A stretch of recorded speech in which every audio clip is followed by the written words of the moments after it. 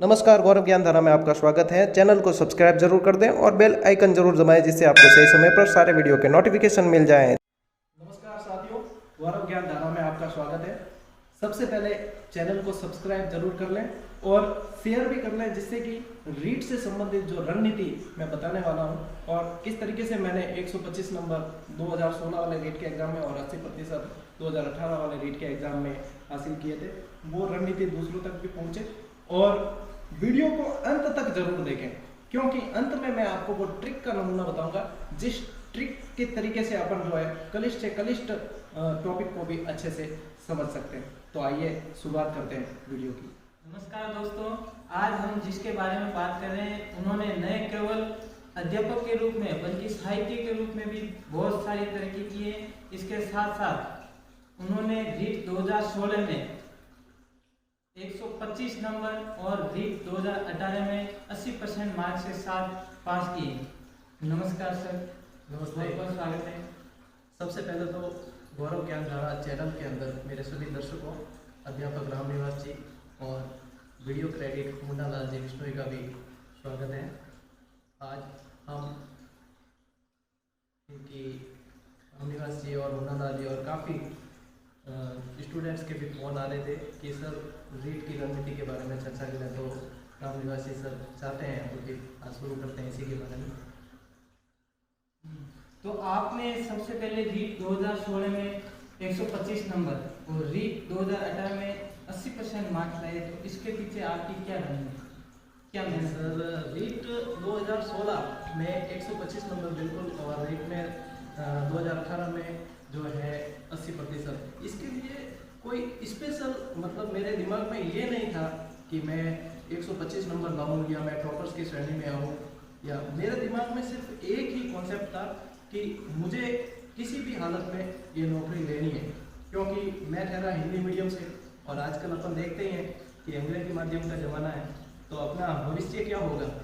तो इसी को ध्यान में रखते हुए हाँ जी जान से मेहनत जरूर की थी, क्योंकि मेरे गुरुजी ने कहा भी है कि सरकारी नौकरी जो है वो स्वर्ग के समान है, और स्वर्ग अपने बिना मरे मिलता नहीं है, तो स्वर्ग पाने के लिए मरना जरूरी है।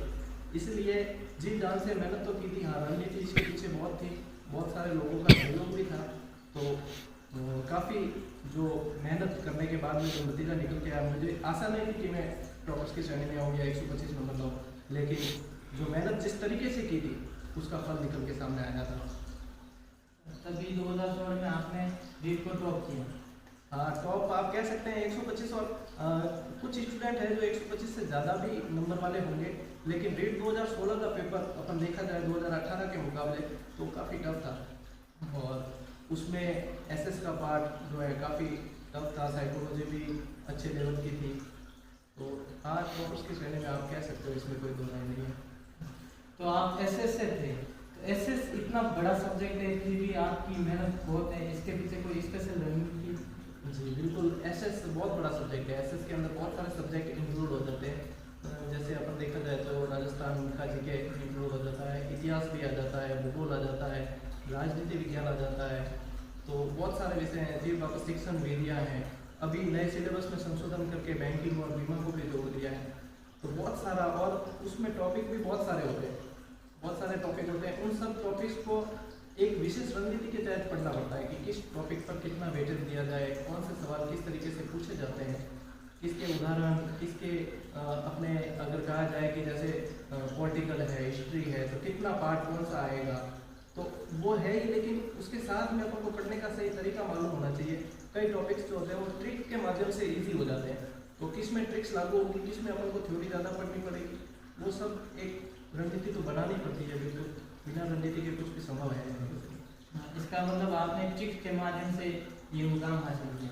जी, ट्रिक्स के माध्यम से किया है। जब मैं रीट की तैयारी स्टार्ट की थी तब मुझे भी जो है सामाजिक थोड़ी भारी लगती थी, और उसमें इतना हो नहीं पाता था सारा कवर, तो धीरे धीरे फिर ट्रिक्स बनानी शुरू की, और ट्रिक्स बनाते बनाते बनाते फिर इतनी बन गई कि आज की तारीख में 1000 के लगभग ट्रिक्स जो है मेरी खुद की बनाई हुई है, और उसी ट्रिक्स के कारण कह सकते हो आप, नॉलेज के कारण कह सकते हो या ट्रिक्स के कारण कह सकते हो, कई कोचिंगों में पढ़ाया भी है मैंने, रीट के बैच पढ़ाए, कांस्टेबल के पढ़ाए, तो वो स्टूडेंट्स चाहते हैं, क्योंकि ट्रिक्स जो होती है वो टॉपिक को बिल्कुल ईजी कर देती है। चाहते हैं कि ट्रिक से पढ़ा जाए। काफी विद्यार्थियों के सवाल आ रहे हैं कि क्या सिलेबस के अनुसार पढ़ना चाहिए या सिलेबस के बाहर भी पढ़ सकते हैं। हाँ, ये सवाल बहुत अच्छा है। सिलेबस सर ऐसा है कि कोई भी भर्ती हो, चाहे रीट ही नहीं, कांस्टेबल, पटवारी, एसआई, आरएस, कोई भी है, तो सबका एक अलग सिलेबस होता है। उस सिलेबस को लेकर चलना बहुत ही जरूरी है। क्यों? क्योंकि जैसे सिलेबस के बाहर पढ़ना तो बेहतर ऑप्शन है ही, लेकिन बेहतर कब है? जब हमारे पास में समय पर्याप्त है, हमारे पास में लिमिटेड समय। सबसे पहले तो हमें सिलेबस ही कवर करना चाहिए। सिलेबस की एक प्रिंट आउट ले लेनी चाहिए स्टूडेंट्स को, और सिलेबस में क्या क्या टॉपिक है उन्हें अच्छे से पता होना चाहिए कि कौन सा टॉपिक कितने वेटेज का है। उस हिसाब से उसको पहले कवर करें, उसको 2-3 बार रिवीजन करें। जब आपको लगता है कि हमने सिलेबस पूरा कवर कर लिया है और इस सिलेबस के एक एक टॉपिक पर हमारी कमांड अच्छे से हो गई है, उसके बाद आप उससे रिलेटेड टॉपिक्स को बार भी पढ़ सकते हैं, फिर उसमें कोई भी आपको नुकसान नहीं होगा। लेकिन सिलेबस को लेकर चलना बहुत जरूरी है। कई बार सिलेबस से बाहर सवाल आए भी हैं, आरटीएससी के एग्जाम में आए हैं, आरबीएससी के एग्जाम में आए हैं। तो सिलेबस से बाहर सवाल आते ही क्या होता है कि रेट लग जाती है उस पर।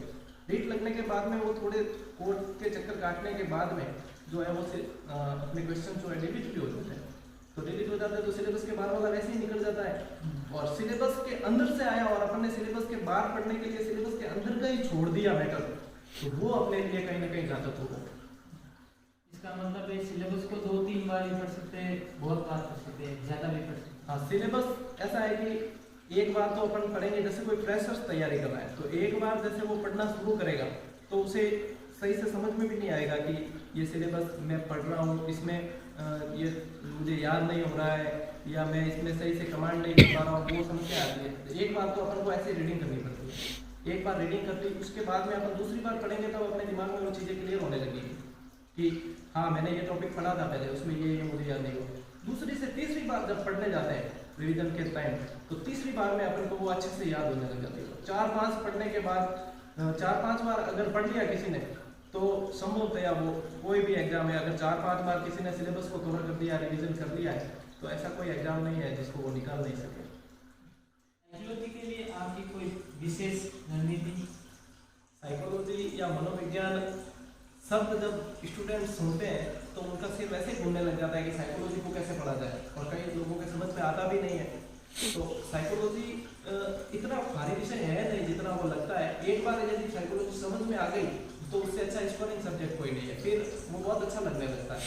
यहाँ पे कई कोचिंग में मुझे साइकोलॉजी पढ़ाने के लिए स्पेशली बुलाया जाता था, तो साइकोलॉजी के बारे में ज़्यादा जोर देने की दिमाग पे जरूरत नहीं है। इसको ट्रिकी तरीके से पढ़ें कि जैसे 2-3 चीज़ें ध्यान में रखनी। एक तो साइकोलॉजी में पूछी जाती है परिभाषाएं। परिभाषाएं ऐसी होती है कि मनोवैज्ञानिक अलग अलग होते हैं, लेकिन दिखने में परिभाषाएं उनकी एक जैसी दिखती है, लेकिन उनमें अंतर होता है। उस अंतर को हमें पहचानना कैसे है कि 2-3 शब्द जो होते हैं परिभाषाओं के वो अलग होते हैं, उसमें से उनको हमें चुनना है। उनको चुन के अलग कर दिया और जिस मनोवैज्ञानिक ने वो परिभाषाएं दी उससे किसी तरीके से संबंध बिठा के और उसको याद कर लेना। तो इससे क्या होती है, परिभाषाएं हमारे वहाँ पे एग्जाम हॉल में गलत नहीं हो पाती। नहीं तो एग्जाम हॉल में होता ये है कि जैसे ही 4 ऑप्शन सामने आते हैं तो वो चारों के चारों सही लगने लगते हैं और वहाँ भी गलती हो जाती है। तो परिभाषाओं इतनी लंबी याद परिभाषाओं को करने की जरूरत नहीं है।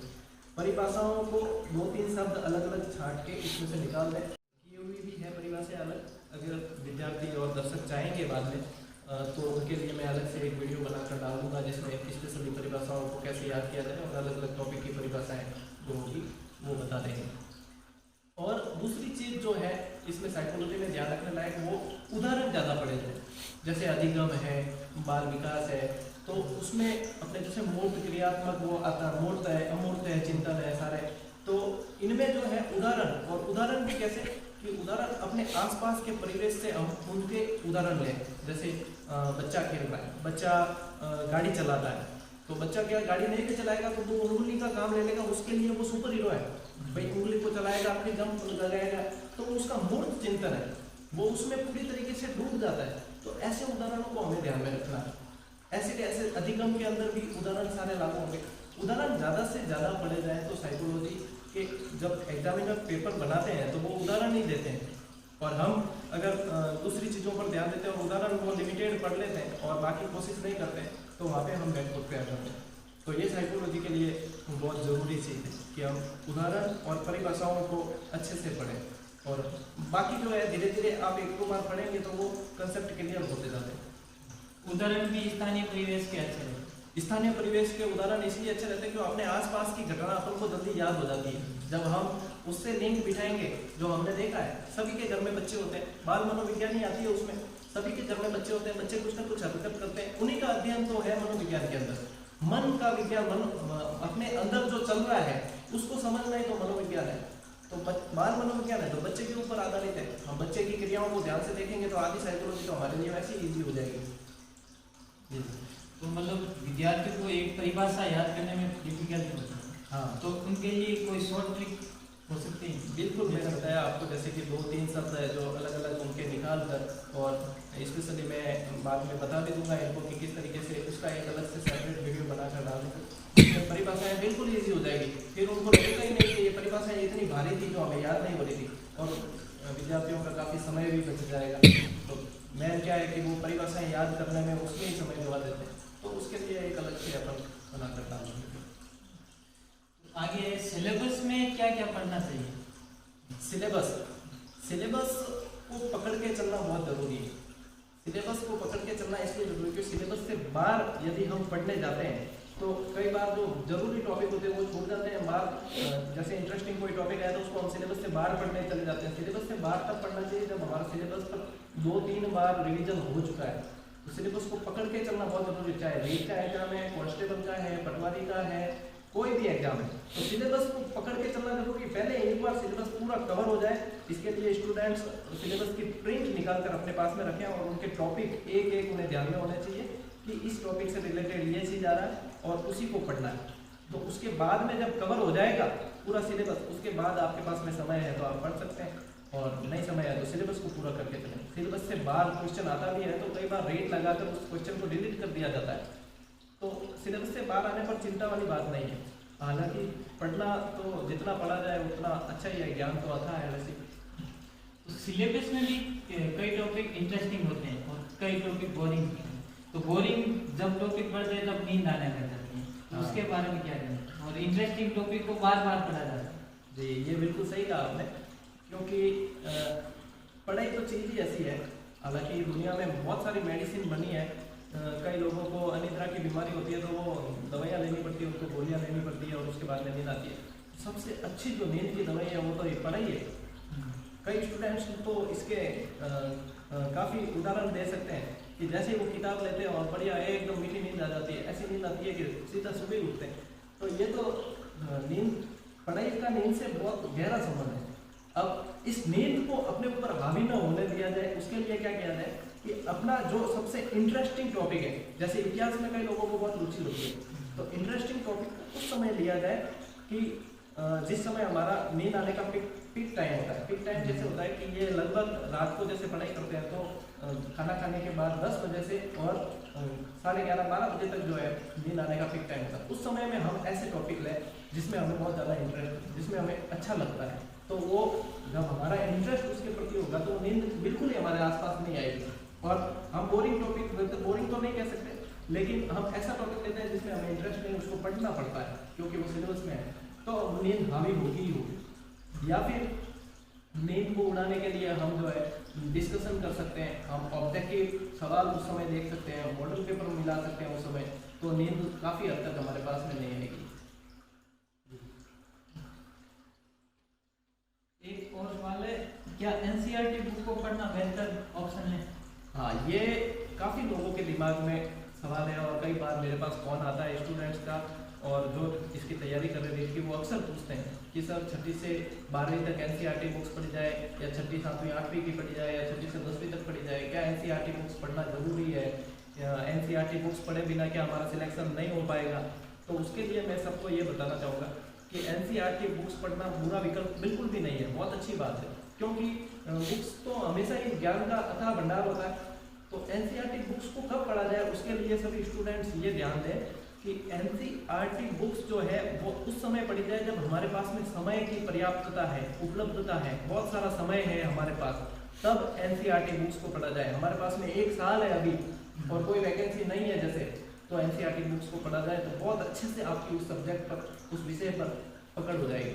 लेकिन अब जैसे 4 महीने ही है लगभग, और अब हम एनसीईआरटी बुक्स को लेकर बैठे हैं, क्योंकि लोग कहते हैं सब कि एनसीईआरटी बुक्स पढ़नी चाहिए, बस हो जाएगा वैसे। तो अब एनसीईआरटी बुक्स को लेकर बैठेंगे तो हम एक सब्जेक्ट भी कवर नहीं कर पाएंगे। हिंदी, साइकोलॉजी, अपने दूसरी लैंग्वेज संस्कृत या इंग्लिश, और फिर सामाजिक का था भंडार, तो उसको कब कवर करेंगे। तो इसके लिए क्या है, एनसीईआरटी बुक्स को पढ़ना बुरा विकल्प नहीं है, लेकिन एनसीईआरटी बुक्स को पढ़ने से पहले एक तो हमारा बेस क्लियर होना जरूरी होता है। बेस क्लियर होगा, कंसेप्ट समझ में आएंगे धीरे धीरे, अच्छा विकल्प है। लेकिन इसके लिए समय पर्याप्त होना बहुत जरूरी है। अगर समय पर्याप्त नहीं है तो आपको उस समय बुक्स को, एनसीईआरटी बुक्स को एक बार विराम देना पड़ेगा। एनसीईआरटी बुक को विराम दे तो किस मतलब गाइड से पढ़े या कोई अलग नोट्स के अनुसार? देखो, लोगों के दिमाग में 3 चीजें आती हैं। एक तो आपने बताया जैसे एनसीईआरटी बुक्स, दूसरी चीज आ जाती है गाइड, और तीसरी चीज आ जाती है ऑथेंटिक बुक्स। तो एनसीईआरटी बुक्स और ऑथेंटिक बुक्स का मैंने जो आपको बताया वही प्रोसेस है कि इसके लिए आपके पास में समय पर्याप्त होना जरूरी है। अब जैसे विश्व इतिहास की तैयारी करते हैं और लोग सजेशन देते हैं कि जैन और माथुर पढ़नी चाहिए, तो जैन और माथुर की बुक अगर पढ़ने हम जाएंगे, ऑथेंटिक बुक बहुत अच्छी आती है, लेकिन हम पढ़ने जाएंगे तो उसके लिए हमारे पास में कम से कम 1 से 1.5 साल चाहिए जब हम उसको अच्छे से कवर कर पाते हैं, और इतना समय अभी एग्जाम के लिए है नहीं। तो अभी बेहतर विकल्प मेरे हिसाब से गाइड रहेगा, क्योंकि गाइड भी अगर कोई व्यवस्थित तरीके से पढ़ता है उसको, गाइड को भी, तो ऐसी बात नहीं है कि सिलेक्शन गाइड से नहीं होता है, सिलेक्शन गाइड से ही होता है, और विद्वान बना जाता है एनसीईआरटी बुक्स या फिर ऑथेंटिक बुक्स से। और अभी हमारी डिमांड क्या है, हमें अभी किसकी जरूरत है, सिलेक्शन की। अभी हमें विद्वान बनने की जरूरत नहीं है, तो विद्वान बनने की जरूरत नहीं है। तो अब आप दर्शक और बाकी सारे लोग खुद भी समझदार है कि हमें अभी करना क्या चाहिए। गाइड पढ़ना बेहतर विकल्प है अभी, क्योंकि अभी समय कम है, इसलिए।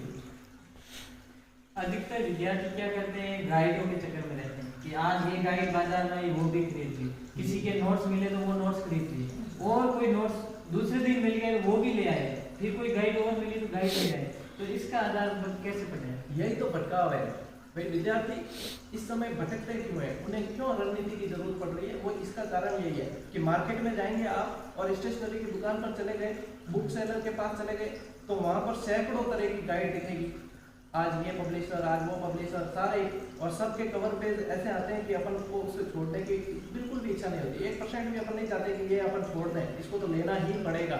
और उस चक्कर में क्या, हम जो पहले जिस गाइड को पढ़ रहे थे उस गाइड से हम किनारा कर लेते और दूसरी गाइड, फिर वापस तीसरी, फिर किसी के नोट्स आ गए वो पढ़ लिए। तो इस तरीके से क्या हो जाता है, पूरा मिक्सर हो जाता है, कॉकटेल हो गया वो पूरा ही। लेकिन अपने को जिस चीज़ पर कमांड करनी थी वो तो रहेगी, क्योंकि हर टॉपिक में, हर गाइड के अंदर हर टॉपिक में थोड़ी थोड़ी जो है भिन्नता आएगी, और वो भिन्नता हमें कंफ्यूज कर देती है। और उसी के सॉल्यूशन में हम लगे रहते हैं, किसी को पूछते हैं इसका इसमें ये दे रखा था, इसका इसमें ये दे रखा था, कौन सा सही है। उस चक्कर में क्या होता है कि हम अपने लक्ष्य से भटक जाते हैं। तो मेरा कहना स्टूडेंट को यही है, और मूल मंत्र तो यही है कि 10 गाइड पढ़ने से बेहतर है कि एक गाइड को 10 बार पढ़ा जाए। और मैं लिख कर देने को तैयार हूँ कि अगर ऐसा कर लिया कि एक ही बुक को 10 बार पढ़ लिया और जिससे संबंधित है वो सिलेबस को लेकर चले और 10 बार उसको कवर कर लिया, तो कोई भर्ती ऐसी नहीं है जिसके अंदर उसका सिलेक्शन नहीं हो सकता। तो इसलिए ज़्यादा गाइड या ज़्यादा मैटर के चक्कर में न रहकर एक ही चीज़ का दोहरान करना ज़्यादा बेहतर ऑप्शन रहेगा। बनाकर पढ़ना चाहिए या बिना नोट्स के भी पढ़ सकते हैं? नोट्स बनाना बहुत अच्छा विकल्प है पढ़ाई के लिए। वैसे मैं कहना चाहूँगा कि नोट्स बनाने से पढ़ाई काफ़ी इजी हो जाती है, और हमें जो चीज़ मेन पढ़नी है, मुख्य रूप से पढ़नी है, वो एक जगह पर हमें मिल जाती है सामग्री। ये बहुत ही अच्छा विकल्प है, लेकिन ये डिपेंड करेगा कि आपके पास में समय कितना है। यदि आप अब नोट्स बनाना शुरू करेंगे तो उसके लिए आपको कम से कम नोट्स बनाने में आपके चले जाएंगे 3 से 4 महीने, तब जाकर वो सारे सब्जेक्ट कवर हो पाएंगे। और अब नोट्स बनाना शुरू करेंगे तो फिर उनको पढ़ेंगे कब, तो वो डिपेंड करता है समय पर कि नोट्स कब बनाना शुरू की जाए। इसके लिए पहले से तैयारी चाहिए, और नोट्स बने हुए हैं और अब हम पढ़ रहे हैं तो ये बहुत अच्छा रहता है। और ऐसा भी नहीं है कि हमने नोट्स नहीं बनाए तो हमारा सिलेक्शन नहीं हो पाएगा, तो हम कैसे पढ़ें। तो मैं ये बता दूं कि मैंने आज दिन तक नोट्स बनाए नहीं, मेरे पढ़ने के लिए कभी भी नोट्स बनाए नहीं। हाँ, कोचिंग में मैं पढ़ाने जाता था, उसके लिए मैंने ज़रूर नोट्स बनाए थे, तो मैं ये समझता था कि मैं नोट्स बनाने में जो समय लगाऊँ उससे अच्छा मैं उसी बुक को जो है 3 से 4 बार मैं पढ़ सकता हूँ उस समय में। तो मैंने नोट्स बनाए नहीं, तो ऐसा नहीं है कि नोट्स बनाए बिना सिलेक्शन नहीं होता, लेकिन नोट्स बनाना एक अच्छा विकल्प रहता है जब हमारे पास में समय पर्याप्त है। तो आपने नोट्स नहीं बनाए पढ़ने के लिए, तो आपने कौन सी बुक से तैयारी की? कोई गाइड थी इस लेसन? बुक्स ऐसा है कि मेरे पास में समय पर्याप्त था। मैंने कभी भी ये ध्यान में रख के तैयारी नहीं की कि एग्ज़ाम की डेट कब आएगी या कब नहीं आएगी। एग्ज़ाम की डेट आसपास थी नहीं, और तैयारी इस हिसाब से करते थे जैसे कि कल एग्ज़ाम है, इस तरीके से तैयारी करते थे। तो उसमें ये है कि बुक्स बहुत सारी पढ़ी मैंने, ऑथेंटिक बुक्स भी पढ़ी, और कुछ जो है गाइड अच्छी लगती थी वो भी पढ़ी, अलग अलग तरह के जितने पढ़ सकता था उतनी सब पढ़ी। लेकिन अगर अभी इस समय हमको 4 महीने में सिलेक्शन चाहिए तो हमें किसी न किसी एक गाइड को पकड़ना पड़ेगा, और उस गाइड को पढ़ना बेहतर रहता है जो उस एग्ज़ाम के ऊपर अच्छी पकड़ रखती है। जैसे बैंकिंग के एग्ज़ाम है तो उनके लिए अलग गाइड्स आती है, वो अच्छी पकड़ रखती है। रीड के एग्ज़ाम है तो उसके लिए अलग आएगी, फर्स्ट ग्रेड का है तो उसमें अलग पकड़ रखती है। तो रीड के लिए हालांकि किसी का प्रचार करने का कोई उद्देश्य नहीं है मेरा, या किसी को खराब बताने का भी उद्देश्य नहीं है, या किसी को अच्छा बताने का, लेकिन मैंने जो पढ़ी वो थी सिखवाल पब्लिकेशन। सिखवाल पब्लिकेशन को मैंने बहुत अच्छे से पढ़ा, और मुझे लगता भी है काफ़ी हद तक रीड के ऊपर जो सिलेबस और जिस तरह के सवाल बनते हैं उन पर पकड़ बनाती है, तो सिखवाल पब्लिकेशन की काफ़ी अच्छी पकड़ रहती है। हालांकि मार्केट में बहुत सारे पब्लिकेशन और भी अवेलेबल है और वो भी काफ़ी अच्छी मेहनत कर रहे हैं, लेकिन मेरा पर्सनली अगर कोई माने या मुझसे पर्सनली पूछते कि आपने क्या पढ़ा था, तो मैंने सिखवाल पब्लिकेशन को काफ़ी अच्छे से पढ़ा। और सामाजिक की स्पेशल एक इसके रीड का वॉल्यूम आता है, उसको मैंने 4 से 5 बार पढ़ा, और एग्जाम पे मैं देखता भी हूँ कि इसमें से सवाल काफ़ी हद तक आए और काफ़ी सटीक सवाल बैठे हैं उसके। बाकी अलग अलग जैसे होते हैं, आप हिंदी की तैयारी करना चाहें तो हिंदी के लिए 9 से 12 नवीन व्याकरण आती है, उसके अंदर कंसेप्ट आपके इतने अच्छे से क्लियर हो जाएंगे कि आपको कहीं कोचिंग की भी आवश्यकता नहीं पड़ेगी अगर आप व्यवस्थित तरीके से पढ़ते हैं। और उदाहरण अगर देखना चाहते हैं तो उदाहरण के लिए आप राघव प्रकाशन पढ़ सकते हैं, इंदिरा अशोक पढ़ सकते हैं, तो उसके अंदर आपको काफ़ी हद तक उदाहरण मिल जाएंगे। बाकी सेकंड लैंग्वेज आपकी क्या है उसके ऊपर डिपेंड करता है कि आप क्या पढ़ें। फोरम भरते समय कई विद्यार्थियों की ये समस्या आती है सबसे बड़ी कि लैंग्वेज में इंग्लिश ले या हिंदी, तो इसमें लैंग्वेज में इंग्लिश ऑप्शन सबसे बेहतर रहेगा या संस्कृत? हाँ, ये काफ़ी क्वेरी मेरे पास भी आई थी और काफ़ी स्टूडेंट्स के सवाल ये मेरे पास भी आए थे कि सर लैंग्वेज कौन सी चुनी जाए। तो लैंग्वेज अपन देखते हैं कि फर्स्ट लैंग्वेज या दोनों में से कोई एक लैंग्वेज हम ज़्यादातर हिंदी को चुनते हैं, अधिकांश चुनते हैं हिंदी को। तो इसमें यदि आपकी इंग्लिश पर पकड़ अच्छी है, यदि आपको इंग्लिश का ग्रामेटिकल नॉलेज है, तब तो आप इंग्लिश को ले सकते हैं सेकेंड लैंग्वेज के रूप में। और काफ़ी देखने को ये मिला है कि जैसे 10वीं के बाद में 12वीं तक वैसे तो चलती है इंग्लिश, तो 12th के बाद में इंग्लिश पढ़ने में कब आती है, या 10th तक ही हमने संस्कृत पढ़ी है तो अब उसको वापस नए सिरे से पढ़ना पड़ता है। तो इसमें सेकेंड लैंग्वेज में काफ़ी लोगों को समस्याएं आती है। तो इसमें करना ये है कि अगर आपकी इंग्लिश पर पकड़ अच्छी नहीं है तो आप सेकेंड लैंग्वेज के रूप में संस्कृत को लेना मेरे हिसाब से ज़्यादा बेहतर रहेगा, क्योंकि संस्कृत के काफ़ी जो टॉपिक्स हैं, काफ़ी उसके अंदर जो सिलेबस उसका जो है हिंदी से मेल खाता है। 15 नंबर की शिक्षण विधियाँ तो वो हिंदी और संस्कृत की लगभग समान है, तो वहाँ पे हमें ज़्यादा मेहनत नहीं करना पड़ेगा, हमें काफ़ी हमारा जो है समय बच जाएगा उसमें। और ग्रामर के भी काफ़ी जो है व्याकरण के हिंदी और संस्कृत के जो मिलान करते हैं, मेल खाते हैं टॉपिक्स, तो उसमें भी हमें क्या है कि काफ़ी सहायता मिल जाएगी। अपने पद्यांश या गद्यांश आ जाते हैं, पैराग्राफ आ जाते हैं, तो उसमें से सवाल के उत्तर निकालने भी काफ़ी बेहतर रहते हैं। और संस्कृत को पढ़ना मेरे हिसाब से संस्कृत को लेना, यदि इंग्लिश अच्छी नहीं है तो संस्कृत को लेना बेहतर विकल्प रहेगा सेकेंड लैंग्वेज के रूप में। कई विद्यार्थियों के सुबह पढ़ने में इंटरेस्ट है, कई को शाम को पढ़ने में, तो इसमें सुबह पढ़ने में या शाम को पढ़ने में कौन सा विकल्प बेहतर है? हाँ देखो, पढ़ाई जैसे मेरे माता जी है वो कहते हैं कि सुबह जल्दी उठ के पढ़ना चाहिए, इसमें पढ़ाई बहुत अच्छी होती है और अच्छे से याद हो जाते हैं। लेकिन मैं सुबह जल्दी उठ के पढ़ ही नहीं पाता हूँ, मुझे सुबह जल्दी नींद आती है।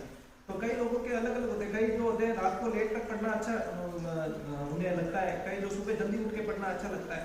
तो इसमें ये प्रत्येक व्यक्ति की विभिन्नता उसके ऊपर निर्भर करती है। तो कई लोगों को सुबह नींद नहीं आती है, कई लोगों को रात को नींद नहीं आती है। तो मैं रातों को जागने वाला था। मैं रातों को लेट तक, रात को मुझे पढ़ाई की कोई भी किताब दे दो या कोई भी पढ़ाई करवा लो तो रात को 2-3 बजे तक जो है मैं कर लूँगा। तो रात को माहौल शांत भी होता है, हालांकि सुबह जल्दी उठ के करें तो भी माहौल शांत होता है, लेकिन ये अपनी जो अपनी कैपेसिटी है उसके ऊपर निर्भर करेगा। मैं रात को पढ़ता था, रात को जिस समय मैं रेट की तैयारी कर रहा था मुझे याद नहीं कि मैं रात को 3 बजे से पहले कभी सोया। उसके पीछे तो एक इंटरेस्टिंग कहानी भी है कि हम क्या करते थे कि एक ग्रुप बना हुआ था, तो उसमें डिस्कशन करते थे। तो व्हाट्सएप पे डिस्कशन करते तो रात को जैसे 12-1 बजे तक तो एग्जाम के टाइम में सब पढ़ते हैं लगभग स्टूडेंट, लेकिन 1 बजे बाद में फिर डिस्कशन करते तो मैं सवाल डालता था अंदर, कि सवाल डाल के फिर चेक करता था कि अभी कौन कौन जग रहे हैं। उसमें इन्फॉर्मेशन में जाके चेक करते कि कौन कौन जग रहे हैं। अच्छा, अभी तो 20 जने जग रहे हैं, यानी कि अपना सिलेक्शन नहीं हो सकता, ये 20 जने और आएंगे सीट लेंगे तो अपना नहीं हो सकता। तो फिर आधे घंटे बाद वापस एक सवाल डालता था कि फिर देखता फिर कितने जने जग रहे हैं। अच्छा, 7 जने अभी और जग रहे हैं, तो यानी कि अभी तो अपन नहीं सो सकते, अभी अपना सोना सेफ नहीं है अपने नौकरी के लिए।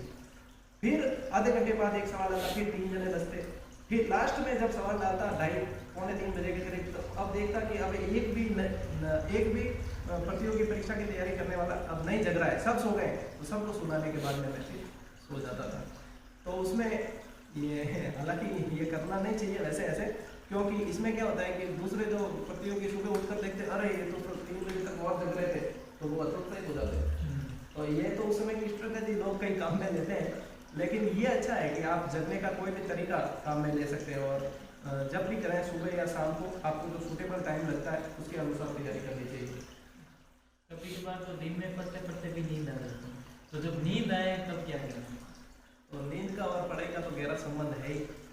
नींद आती है, जैसे नींद ऊपर गिरने लग गई आपके कि अब नींद हावी हो रही है, तब करना ये चाहिए, बेहतर विकल्प ये रहता है कि एक 15 मिनट की शॉर्ट अलार्म लगाकर आपको वो झपकी ले लेनी चाहिए। उसे बोलते हैं एनर्जेटिक नैप। और जब वो एनर्जेटिक नैप आप पूरी कर लेते हैं तो पढ़ने की अपनी जो शक्ति है वो बढ़ जाती है और याद करने की शक्ति भी बढ़ जाती है, क्योंकि दिमाग जो थका हुआ उसको थोड़ी सी रेस्ट चाहिए। मशीनरी काम कर रही है अभी, वो मशीन अब थोड़ा सा रेस्ट मांगती है, इंजन गर्म हो गया, तो उस इंजन गर्म जो हुआ है उसको ठंडा होने के लिए थोड़ा सा समय दें, फिर वो वापस आपका पिकअप अच्छे से पकड़ेगा। तो एक 15-15 मिनट के बीच में अगर झपकी ले ली जाए शॉर्ट नैप, तो फिर वो बहुत ही आपके लिए कारगर सिद्ध होगी। एक विद्यार्थी की तरफ से सवाल है जी कि यदि नीट की डेट आगे की सकती है तो पढ़ाई में ढील दे सकते हैं या वही तैयारी जारी रहे? ये सवाल हर भर्ती पर लगभग लागू होता है कि लोग ये समझ के ही तैयारी करते हैं कि इसकी डेट आगे कब खिसकेगी, इसकी डेट आगे कब खिसकेगी, ये चलन भी हो गया है।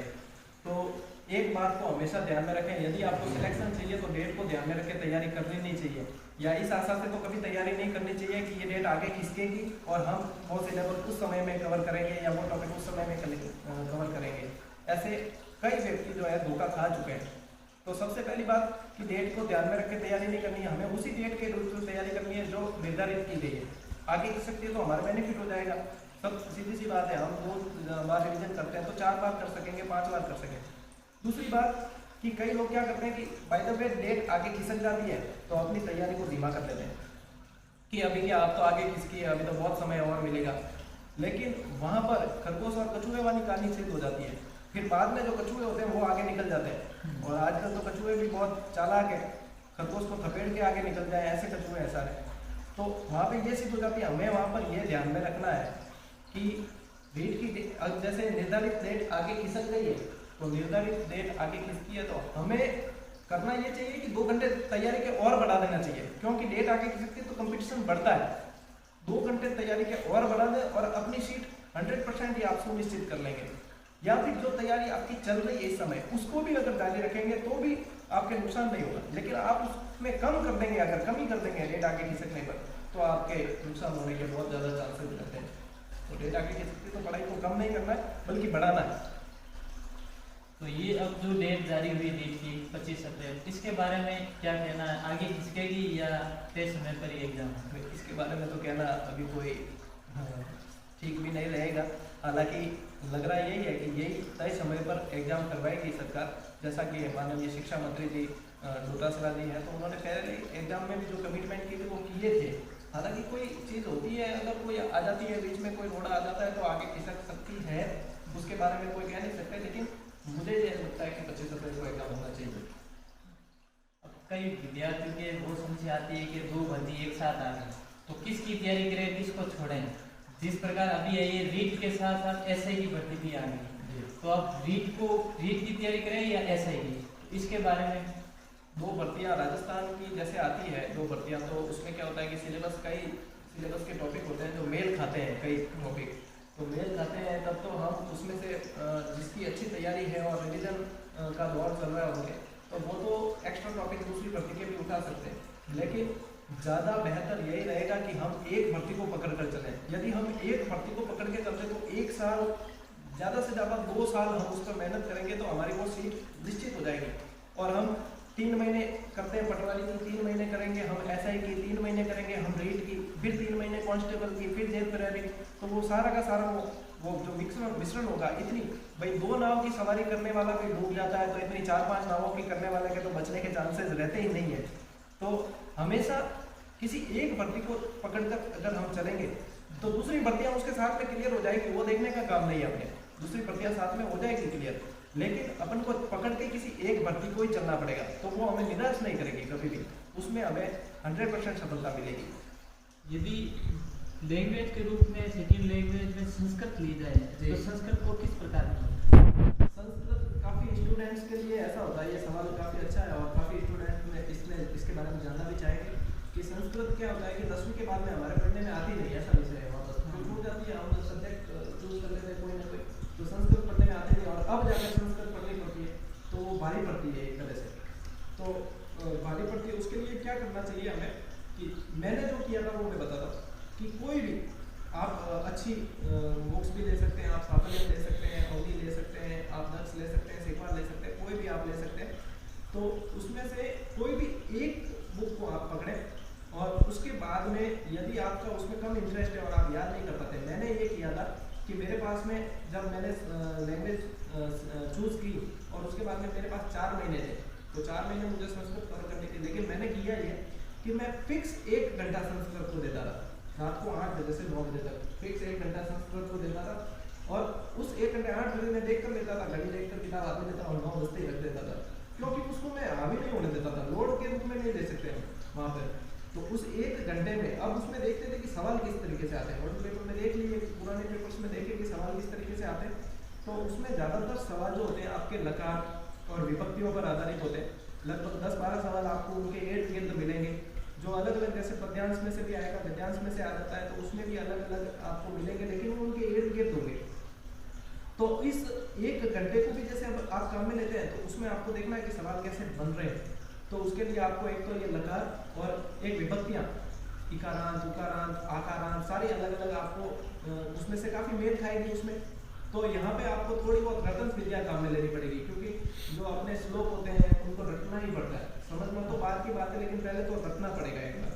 तो आपको पट्टी पटत पटती पटसी पटत पटत पटामी पटावा पटामा, तो इस तरीके से क्या है कि आपको उसको गेयता के साथ में रखना पड़ेगा, या जैसे भी आप उसको कर सकते हैं।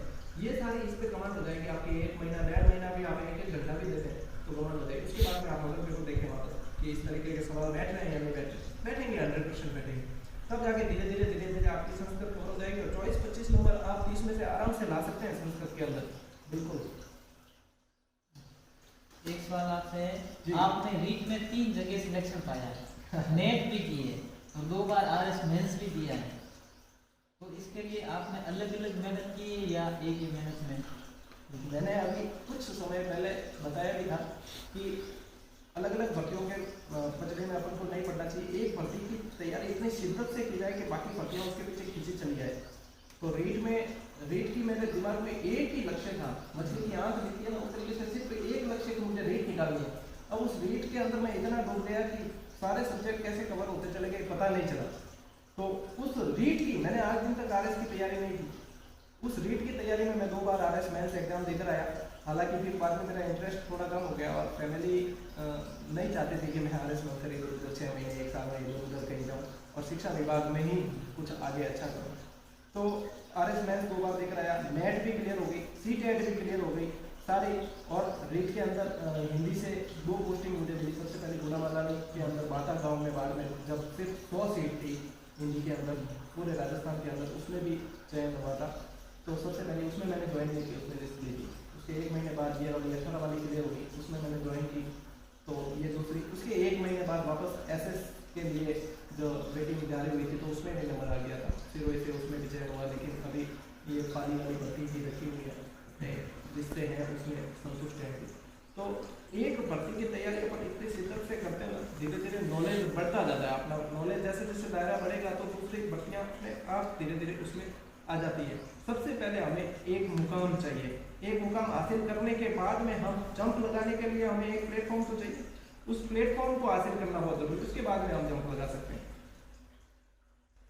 ग्रेजुएशन में 45% वाले या उससे एवरेज वाले स्टूडेंट भी रीट निकाल सकते हैं? हाँ, ये काफ़ी अच्छा सवाल है। देखो, परसेंटेज मायने रखते हैं, ऐसा नहीं है कि परसेंटेज मायने नहीं रखते हैं। जब 30% वेटेज की जुट रहे थे तब तो काफ़ी मायने रखते थे। हालांकि अब तो 10% ही जुट रहे हैं, काफ़ी अच्छी बात है। जिनके कम प्रतिशत है अपने स्नातक के अंदर, तो ऐसी बात नहीं है कि अगर हम एवरेज स्टूडेंट रहे तो हम किसी भर्ती को निकाल नहीं सकते। मैं खुद, मेरे खुद के बीए में 49% ही थे। 49% होने के बावजूद मैंने रेट को निकाली। आपकी मेहनत और आपकी सफलता उस पर डिपेंड करती कि आप कितने उसके प्रति समर्पित है, आपके अंदर कितना जुनून है, आप कितने समर्पित है, आपकी रणनीति क्या है और आपके अंदर आत्मविश्वास कितना है। उस समय आपके अंदर आत्मविश्वास अगर है तो ऐसी कोई भर्ती नहीं जिसको आप नहीं निकाल सकते। चाहे आप आपके अतीत में, चाहे आप किसी में फेल भी हुए हमने देखे कई उदाहरण जो 14-14, 15-15 बार असफल हुए हुए, वो भी अब चयनित होते हैं। तो ऐसी बात नहीं है कि हम उस परसेंटेज का रोना लेकर बैठ जाए कि हम तो एवरेज स्टूडेंट है, किसी कंपटीशन में हम अपनी सीट नहीं निकाल पाएंगे।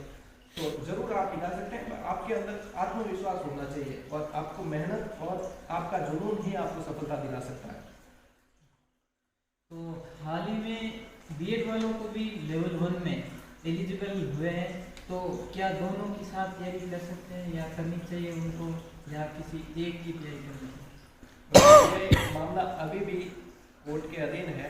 हालांकि अंतरिम रूप से जो फैसला आया उसमें ये कहा गया है कि लेवल 2 वाले, लेवल 1 के अंदर यानी कि बीएड वाले जो है वो L1 में भी फॉर्म भर सकते हैं। लेकिन इसके लिए अब ऐसा नहीं है कि भाई आप अपनी रोटी को छोड़कर दूसरी रोटी की तरफ जाएंगे तो ऐसा हो जाएगा कि पीछे से कोई आपकी रोटी भी ले जाएगा। तो इसलिए आपको ये सुनिश्चित करना है कि आपका जो है वो आपका ही रहे, दूसरे का है वो मिलना नहीं मिलना वो बात की बात है सारी। यदि आप में काबिलियत होगी तो 1 या 10 रोटियां मिल जाएगी, लेकिन आपका खुद का जो है उस पर आपको फोकस करना जरूरी है। अगर कोई अच्छे से तैयारी करता है, किसी की कमांड अच्छी है, कोई अच्छे से पढ़ाई कर सकता है तो वो लेवल 1, लेवल 2 दोनों निकाल सकता है। लेकिन अभी इस विचार में कि हम L1 में भी एलिजिबल है, ज़्यादा खुशी में अपन क्या करते हैं कि इधर वाला भी छोड़ देंगे, इधर वाला भी छोड़ देंगे और बीच में कोई तीसरा ही बात मार जाएगा। तो एक बार तो अपने को अपना लक्ष्य जो है उसी की तरफ देखना, आसपास से भटकना नहीं है। यहाँ पर भटक रहे हैं कई युवा, तो इसमें भटकना नहीं है, आपको अपना लक्ष्य साफ रखते हुए तैयारी करनी है। शिक्षण विधियों के बारे में आपका क्या है? शिक्षण विधियाँ रेट के अंदर बहुत ही अहम भूमिका निभाती है।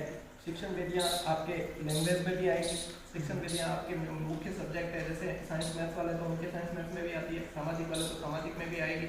और शिक्षण विधियाँ काफ़ी जो है सारी मेल भी खाती है काफ़ी। तो शिक्षण विधियों के लिए आपको अलग से कोई मेहनत करने की जरूरत नहीं है, आप 1 घंटा दिन में अलग से निकालिए शिक्षण विधियाँ। एक बार उनका कंसेप्ट क्लियर कर दीजिए और उदाहरण जरूर पढ़े उनके साथ में। कंसेप्ट क्लियर करने के बाद में उदाहरण पढ़नी है अपन। इसके लिए जरूरी नहीं है कि आप ऑथेंटिक बुक ही पढ़ेंगे तो ही आपकी शिक्षण विद्या क्लियर होगी, ऐसा नहीं है। कहते हैं ना वो गुटके मिलते हैं जब मार्केट में, गुटके छोटी छोटी जो किताबें आती हैं, कई बार गुटके पढ़ के भी सफलता मिल जाती है और ऐसे सवाल उन गुटकों में हो जाते हैं जो ऑथेंटिक बुक वाले भी नहीं दे पाते कई बार। तो शिक्षण विधि के लिए आप अलग अलग मैटर ले सकते हैं, जैसे साइकोलॉजी के साथ में भी आती है, आपकी कोई गाइड लेते हैं तो उसके अंदर भी आती है। 1-1.5 घंटा डेली का दें उसमें, क्योंकि वो थोड़ी सी पढ़ने में कलिष्ट होती है तो उसमें आपको समय देना पड़ेगा थोड़ा। एक सवाल है, कई विद्यार्थियों की तरफ से आ रहा है कि साहित्य के क्षेत्र में तो आपने तरक्की करते हुए देखा, लेकिन यूट्यूब पे आप पहली बार आ रहे हैं, तो अब आगे क्या सोचा है इसके बारे में? भाई अब जिस तरह का चल रहा है, कलयुग कह रहे हैं, और कलयुग में ऑनलाइन शिक्षा अभी काफ़ी बढ़ गई है, और माहौल के साथ, धारा के साथ नहीं चलेंगे तो क्या है कि अपना जड़त्व भी ज़्यादा काम का नहीं है, तो धारा के साथ चलना भी जरूरी है। यूट्यूब पे आने का मेन रीज़न ये है कि काफ़ी स्टूडेंट्स के फ़ोन आते हैं, और जो मुझे पहचानते हैं वो तो पूछ लेते हैं कि भाई सर इस तरीके से तैयारी करें या इस तरीके से करें, या क्या बेटर ऑप्शन रहता है। लेकिन कई ऐसे भी युवा हैं जो किसी के संपर्क में नहीं है, जिसने पिछली बार जो भर्तियाँ निकाली है। तो यूट्यूब एक ऐसा माध्यम है जिसके माध्यम से अपन इसको उस व्यक्ति तक भी पहुंचा सकते हैं जो किसी के संपर्क में नहीं है, और वो भी अपनी रणनीति बनाकर उस हिसाब से पढ़ाई कर सकता है। तो यूट्यूब पर आना, हालांकि आपने भी प्रेरणा दी, और वीडियो क्रिएटेड जो मोनालाल जी, इन्होंने भी प्रेरणा दी, और काफ़ी स्टूडेंट्स के फ़ोन आते हैं, वो कहते हैं कि सर आप वापस क्लासें कर लेते हैं। तो वापस क्लासें, अब क्या है कि अब बिजी शेड्यूल हो गया और इतना लेना संभव हो नहीं पाता है कि साहित्य का क्षेत्र भी थोड़ा देखना पड़ता है, और बाकी दूसरी जिम्मेदारियाँ, पारिवारिक जिम्मेदारियाँ भी हैं, फिर शिक्षा विभाग की जिम्मेदारियाँ वो भी देखनी पड़ती है।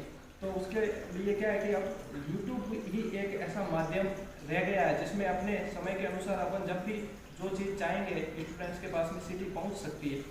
तो इस वजह से यूट्यूब पर आना मैंने मुनासिब समझा।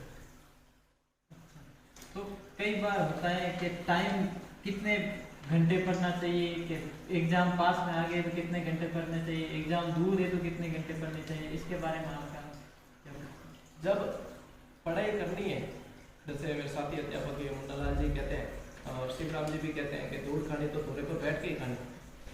तो पढ़ाई करनी है तो फिर पूरे समर्पण के साथ में की जाए, फिर पार्ट टाइमर सिलेक्शन नहीं दे पाते ज़्यादातर। और यदि आपके पास में समय है, एक बार कैसे भी करके, जैसे जोड़ तोड़ के आप एक बार, मानता हूँ मैं फाइनेंशियल दिक्कत होती है, लेकिन एक बार जैसे भी करके आप एक बार बैठे जम के, और जब धुनी तापेंगे, कहते हैं ना धुनी तापनी पड़ती है, तो जब धुनी तपेगी तो फिर आपको उसके बाद में रिजल्ट मिलेगा। अब इसके लिए क्या है कि आपको कम से कम अगर भर्ती निकालनी है तो कम से कम आपको 10 घंटे का समय तो देना ही पड़ेगा, 10 घंटे डेली देने पड़ेंगे। हालांकि मैंने 18 से 19 घंटे, 1.25 साल तक कंटिन्यू पढ़ाई की थी रीट के समय, जब तैयारी कर रहा था 18 से 19 घंटे। लेकिन इतना पागलपन आपको नहीं दिखाने की जरूरत है। अगर कोई पढ़ सकते हैं तो अच्छी बात है, लेकिन 10 घंटे कम से कम पढ़ा जाए, तब जाकर आप जो है अच्छे से उसे कवर कर पाएंगे। यानी मिनिमम एवरेज तो पढ़ना ही पढ़ना है, 12-13 घंटे पढ़ना ही है। 12-13 घंटे पढ़ते हैं तो बहुत बढ़िया है। 12-13 घंटे अगर कोई निकालता है, क्योंकि 12-13 घंटे में से 3-4 घंटे तो हमारा ये जो मन का घोड़ा है, ये कभी किसान आंदोलन में चला जाएगा, कभी कश्मीर की वादियों में चला जाएगा, कभी किसी मिर्जापुर फिल्म देखने चला जाएगा, वेब सीरीज देखने चला जाएगा। तो मन का घोड़ा 3-4 घंटे तो इधर उधर भागता है, इसको काबू में रखना पड़ेगा पहले। तो 3-4 घंटे तो आप काबू में रखोगे तो भी जाएगा वो।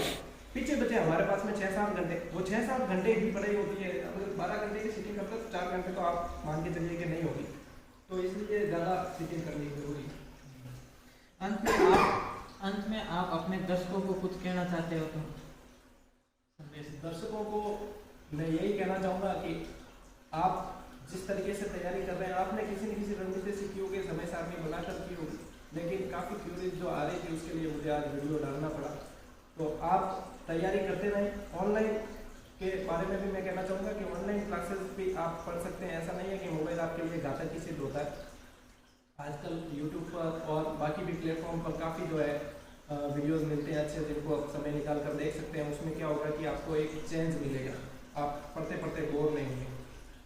ट्रिक्स के माध्यम से पढ़े, ट्रिक्स के माध्यम से पढ़ना बहुत इजी हो जाता है। टॉपिक को अच्छे, बड़े से टॉपिक को अच्छा बना देता है, एकदम इजी बना देता है, उसके माध्यम से पढ़े।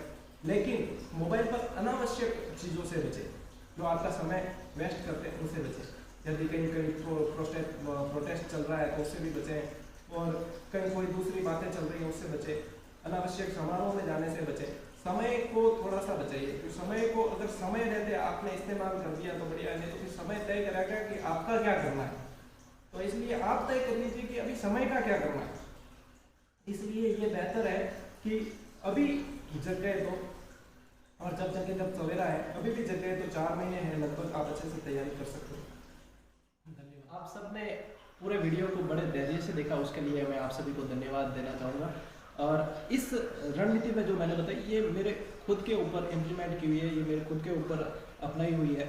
हालांकि इसमें कई लोगों के विचार अलग अलग हो सकते हैं, सबके पढ़ने का तरीका अलग अलग होता है। मैंने अपने विचार बताए और काफ़ी स्टूडेंट्स चाहते थे, इसलिए मुझे यूट्यूब पे आना पड़ा।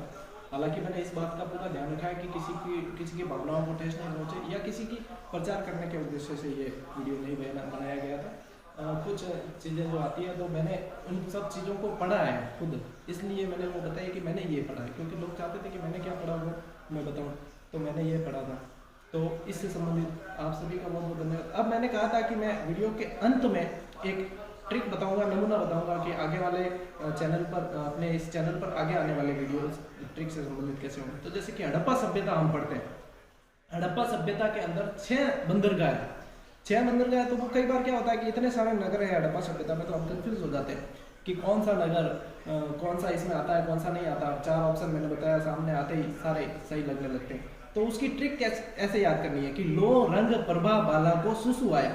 अब लगता कैसा है, हंसना आता है, ट्रिक में हंसना आता है, और ट्रिक होनी भी ऐसी चाहिए कि याद हो जाए हमें जल्दी से। तो लो रंग प्रभा बाला को सुसु आया, लो से लोथन, रंग से रंगपुर, प्रभा बाला, प्रभा से प्रभास पाटन, बाला से बालाकोट, सुसु आया यानी कि सुतका कैंटर और सुतका को। ये हो गया आपके 6 मंदिर का।